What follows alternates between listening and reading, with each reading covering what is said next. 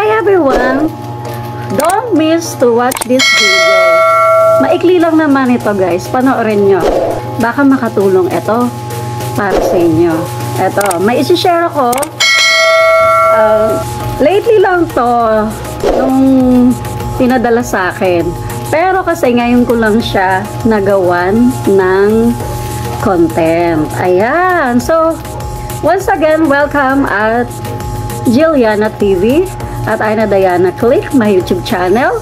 And pwede nyo rin po ako i-follow at Maria and Diana Mondigo Franciona at my Facebook account. Ayan. So, ngayon lang tayo ulit gumawa ng isang tips. Isa sa tips natin to kung paano nga ba magkaroon ng BDO. BDO Classic Visa Card. So, sa mga katulad ko noon na hindi pa alam kung paano magkaroon ng Visa card, mga Mastercard, sa mga merong bank account dyan. So, usually, meron na tayong lahat neto. Pero, eto kasi, this time, guys, napakadali sobra. Kahit ako nga mismo na-amaze ako. So, hindi ko talaga alam na I will be having this. And hindi ko talaga to in-expect. Ayan, hindi ko talaga to in-expect. So, madali lang. I-share ko sa inyo kung paano ako nagkaroon ng charan! Ng aking BDO Visa card. This is classic Visa card, guys, ha. Classic Visa card. Ayan. Ayan, charan! Ayan. So, ito yung BDO Classic Visa card ko, guys.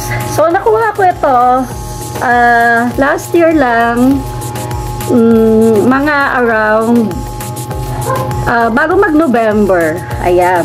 So, 2024. So, last year lang. So, January ngayon. So, i-share ko sa inyo, lahat na ba tayo dito may bank account na? So, kung may bank account na kayo, madali na lang. Depende yan, guys, ha. Eto, take notes lang po. FYI lang po. Sa mga meron na pong bank account, madali lang pong magkaroon talaga ng Visa card, credit card, Mastercard, kung ano man pong gold card, or kung ano man pong mga credit card na meron kayo. So, and mas madali talaga to. Syempre, kailangan mo ng may bank account ka. May bank account ka. So, it depends sa'yo kung saan ka mag-open account, syempre. So, kung sa BDO Bank, ayan, yung Banco de Oro or BDO Bank, or Union Bank, BPI Bank, Metro Bank. So, marami namang bank, guys, eh. So, depende na lang yan sa'yo kung ano ba talaga ang mas gusto mo.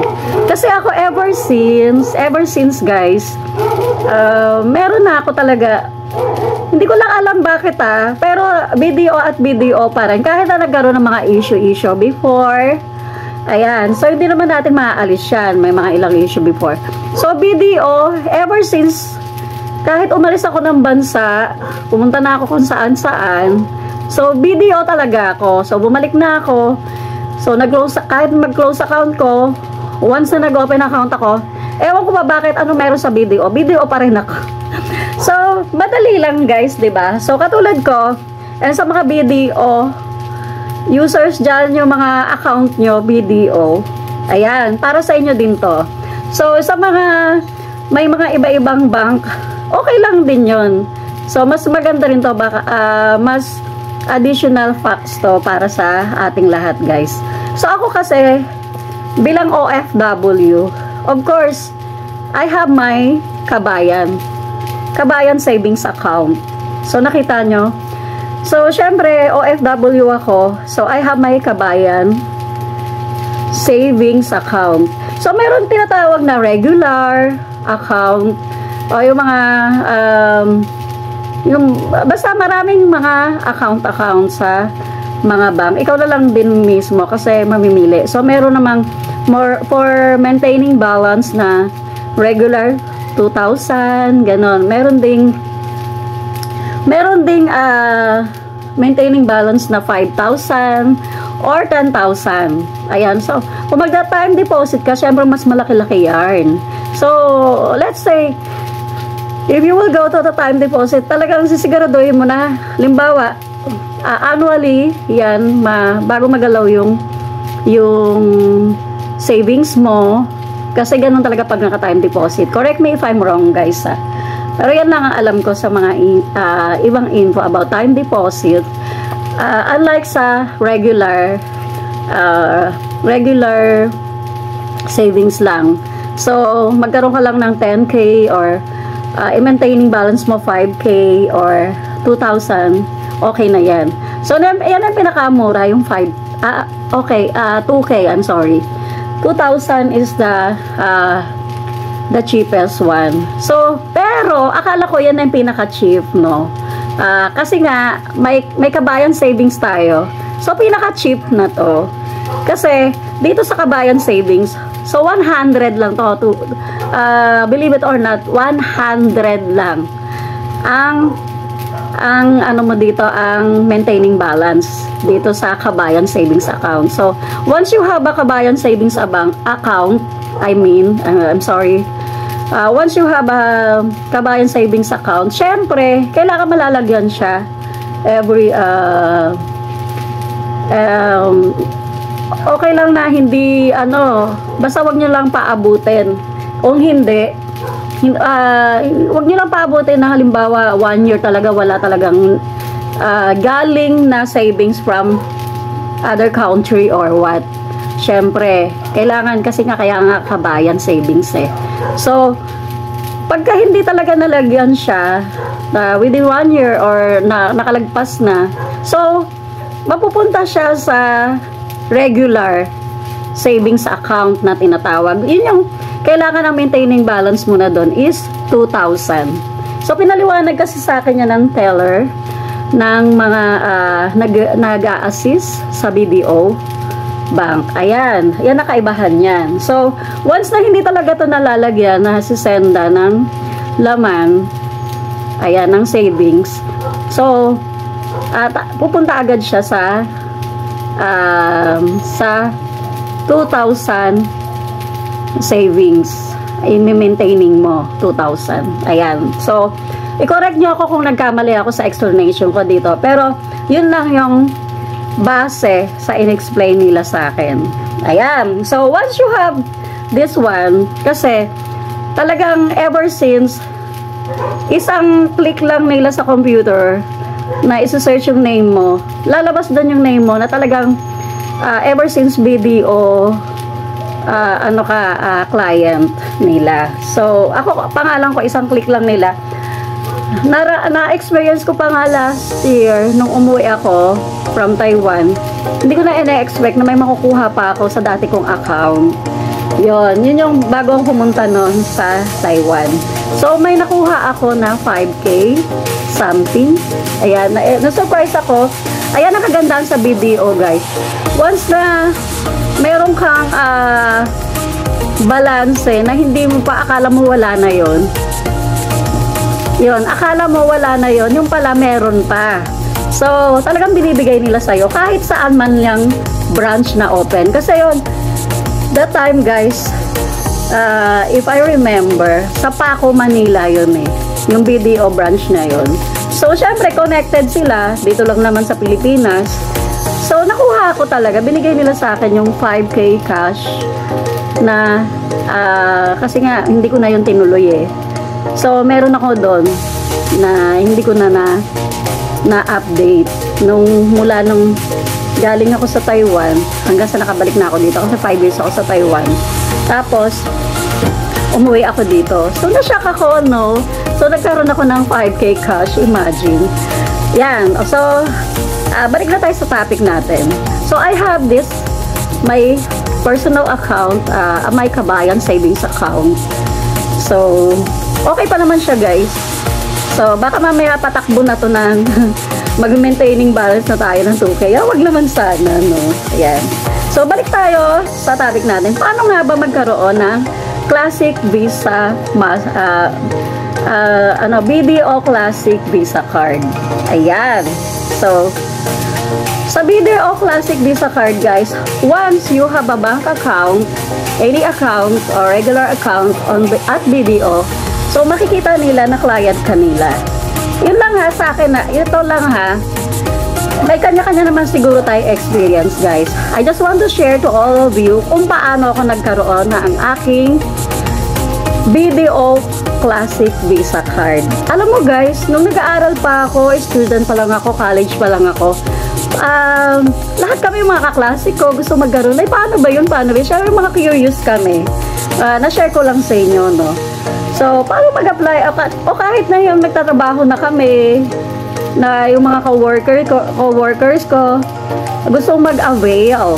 Pero ako talaga ayoko kasi ng kautangan talaga. So, hindi ako nag-apply. So sila, in short, yung mga kasamahan ko sa trabaho, nag-apply ng mga credit card. Yun. Eh ako wala pa sa ano ko niyan. Hindi ko mag-apply. So nakita nila siguro na lagi ako sa BDO talaga. I have my account at BDO. So nung nag-open account ako, last year lang din last year na. Tama ba? Oo. Last year. Okay, last year. I'm sorry. So, ayun nga, bago mag-November or October, so, laging nagpa-pump up na sa akin. Laging nagpa-pop up na sa akin sa notification ko na I will be receive my BDO Classic Visa Card. Ha? Sabi kong ganon. How come na I will have, hindi naman ako nag-apply. So, sorry guys, hindi talaga ako nag-apply. Kasi sabi ko nga sa inyo, ayoko ng ganong application. So, nagulat ako, nung una, ayoko siyang buksan. Kasi, first of all, hindi naman talaga ako nag-apply. No applications needed. Hindi talaga ako nagtanong sa mga teller. Hindi ako nagtanong sa mga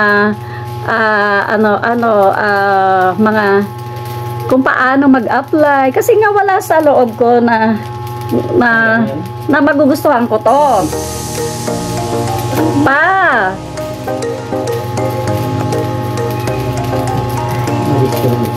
Yon. Ngayon, meron akong So, ngayon, nagulat na lang talaga ako, sinend nila sa akin. Eto. So, I received it from LBC, guys. In LBC nila sa akin, since na, dito lang naman ako sa Las Piñas boundary. Dito lang yung location namin sa Bacoor, Cavite. So, sinend nila sa akin, unexpectedly, sinend nila sa akin tong BDO Visa Classic Card, Visa Card ko. BDO Classic Visa Card, Ayan, kakabulol-bulol na tayo kasi na-distract ako a while ago, sorry. So, eto na. Alam mo, hindi ko agad yan binuksan. Pero syempre may nag-notify sila, nag-send sila sa akin ng message, sa regular message ko. So, I received it. I knew. So, what's that? Sabi kong ganon, ano to? Hindi naman ako nag-apply na ito, ganun. So, parang pinaka-consideration nila na client kanila. Ganun na yung policy, isa sa policy nila. Na-watch ko lang, na-observe ko lang. Mga 1 week yata, bago ko to binuksan Oo, bago ko binuksan yung pinadala nila sa akin na yung syempre naka-attach yan sa LBC na sinend nila sa akin. Nung una, sabi ko, bubuksan ko ba to o hindi? Bubuksan ko ba o hindi? O kaya, bubuksan ko, pero gagamitin ko ba o hindi? Yun ang tanong ko, gagamitin ko ba o hindi? Ang ginawa ko, nag-search ako kung paano ba to, ano bang ano ng BDO Classic Visa card to have it, paano gamitin. Hindi ko kasi alam. So, kasi hindi nga ako nag-ano ng mga credit card, yung mga Mastercard, di ako nag-a-apply niyan talaga ever since, no. So, nung nagkaroon na ako na ito, nung inopen ko na siya, so sabi ko, nagpunta pa ulit ako sa bangko mismo, kung saan ako nag-open account mismo. So, nung nagpunta ako sa bank, tinanong ko pa yung mga details, other details na bago ko siya gamitin. So, tinuruan naman ako, ganito ganon, ganyan, bla bla bla. So, nung naintindihan ko na okay, sabi ko, sige. Tapos nag-try ako ng pinaka-final decision ko. Sabi kong ganon, sige, I will try kung paano ko first use ko, kung paano ko gagamitin. Nung una natuwa ako. Hindi, hanggang sa huli naman natuwa ako kasi nga, syempre, it helps you para magkaroon ka, halimbawa, parang guys yung buy now, pay later, parang ganon. So debit 'di ba? Buy now, pay later. So ang ginawa ko, kalokohan ko, no, kasi ayoko nga ng ganyan. So that time, nagkita kami ng friend ko, si Engineer Lynn. So, syempre, ako tiwala naman ako, friendship ko siya. Alam ko naman, knowing ko naman na may work siya. So, gano'n na ginawa ko. So, para magamit ko ang BDO Classic Visa card ko, pinatry ko muna. Hindi, ako yung may-ari, Hindi ako ang first na nag-try. So, I let my friend to try my own Visa card. So, eto. That time kasi, Engineer Lynn need niya ng bagong phone. So, yan. Sabi ko, sige. Sabi niya that time kasi nakalimutan niya pala, hindi niya pala dala ang credit card niya. So, nakalimutan niya sa bahay. So, that time, supposed to be iikot-ikot lang naman kami, kakain lang kami, mag-iikot-ikot, mag-i-inquire siya kung magkano ang phone. Ayan, yan lang talaga yung nasa yung pinag-usapan namin. So, try to search and inquire how much is the new phone na magugustuhan niya, ganto ganon. And then, tsaka na siya mag-a-avail. Tapos, ang ginawa ko, nung mayroon na siya nagustuhan, sabi ko, gusto mo ba talaga yan? Sabi niya gano'n, oo, okay na to, kasi ito yung hinahanap ko, kasi may importante siya doon na apps, doon sa phone na yon na kailangan niya sa work niya. Sa, sa phone na yon, yun talaga ever since na yung apps na yon, yun ang hinahabol niya doon sa phone na yon, na connected doon sa, kasi engineer siya connected doon sa work niya. So, sabi ko, if you want, try to use my my Visa card. So I have it, this is new. Gamitin mo muna, basta wag ka lang sisira, syempre. Ganun ako, syempre, tiwala naman ako sa kanya kasi guys, may trabaho siya. So alam ko hindi siya sisira. So may regular job siya dito sa Pilipinas, syempre, engineer siya. So naka-avail siya almost 20k na phone. Ayun ang na buy niya that time on the spot. Imbis na next time pa siya mag-a-avail ng phone, that time nakuha niya na rin yung phone na gusto niya. Sabi ko, ay ganun pala yun. Pero ang usapan nila kasi nga installment, no, installment basis. So that time nag-down lang siya ng nag-down, kumbaga, syempre sinipe niya sa Visa card ko, and then magpipay siya talaga within this month of March pa ang start niya. So instead of 1 year to pay, so hinhalf niya, kumbaga doble-doble yung babayaran niya. Kumbaga, instead of one pay lang every month, so ginawa niya, dinoble niya para mapadali. So, naging 6 months ang 12 months niya.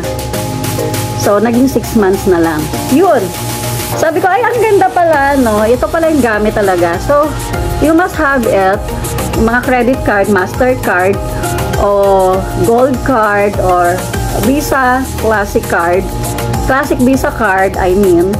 So, yan talaga ang tulong niya sa atin na kung wala kang pang cash ngayon, pwede naman iset mo next time.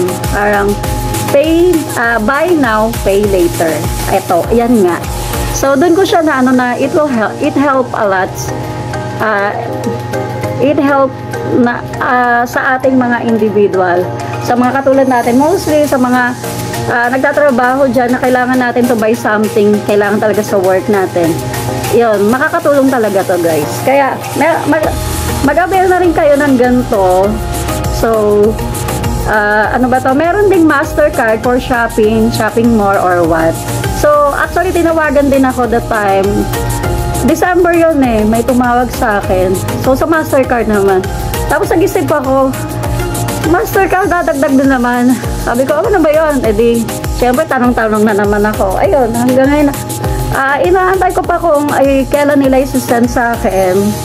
So, ipinabail din nila ako ng Mastercard. BDO pa rin, syempre.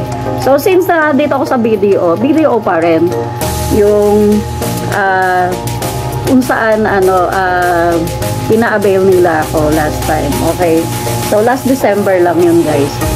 So, ayun yung advantage na kung meron kang,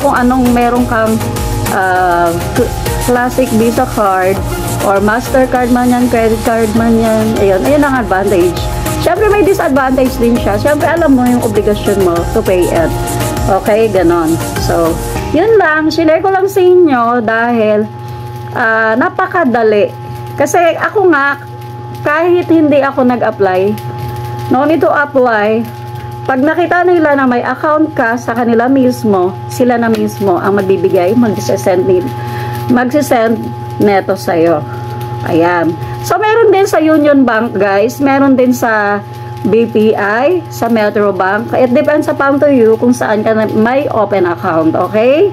So, kung saan ka mas sanay na gamitin yung account, yung bank account nyo, so doon kayo mag-apply. Mas maganda. Okay? So, yun lang po. Yun lang. Sana, nakatulong po sa inyo. Kasi, once na nagkaroon ka ng account sa BDO, sila na mismo. Syempre, nakikita naman nila kung ano ang takbo ng iyong account. Ayan. So, kahit na may mga iba pa nga silang yung mga pa-cash na loan or what, kung ano-anong loan. Yan, hanggang sa matagtad na tayo ng utang, okay na yan. At least ang mahalaga, nakatulong din sa atin, 'di ba? So, yun lang. So, ganun na kadali kung paano ako nagkaroon. Madali lang talaga. Madali lang ba magkaroon ng BDO Classic Visa Card? Oo, syempre, sobrang dali, best. Parang ganon. Hindi mo na kailangan na, hindi ka tulad dati, ang dami-dami nila ekla-ekla mo, tatanungin pa, saka nag-work, i-search pa nila, ganun-ganun. So, ngayon, automatic na. Since nakita naman nila OFW ako, ayun, ganun lang. Ganon. One click lang, nandyan na. So, nashock talaga ako nun. Grabe. Sabi ko talaga, may Classic Visa card ako sa BDO. Wow! So, good job, BDO Management. Okay? So, hanggang dito na lang. I hope you like our video for today. Abangan nyo ang next video natin. That is one of the tip kung paano magkaroon ng BDO Classic Visa card. So, bye!